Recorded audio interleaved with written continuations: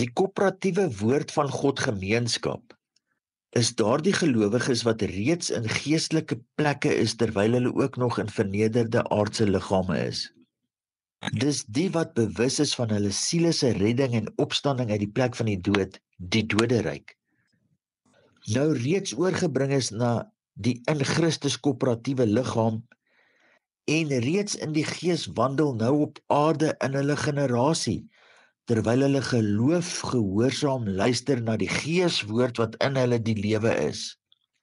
Die koöperatiewe woordgemeenskap is die wat die vrede van God in hulle harte laat heers in alle situasies en tye, in dankbaarheid dat hulle deelgenote van die liggaam van die woord is, genaamd die Christus.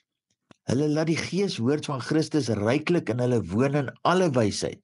Hulle leer en vermaan mekaar met psalms en lofsange, geestelike liedere en sing in hulle hart met dankbaarheid tot eer van God die Vader.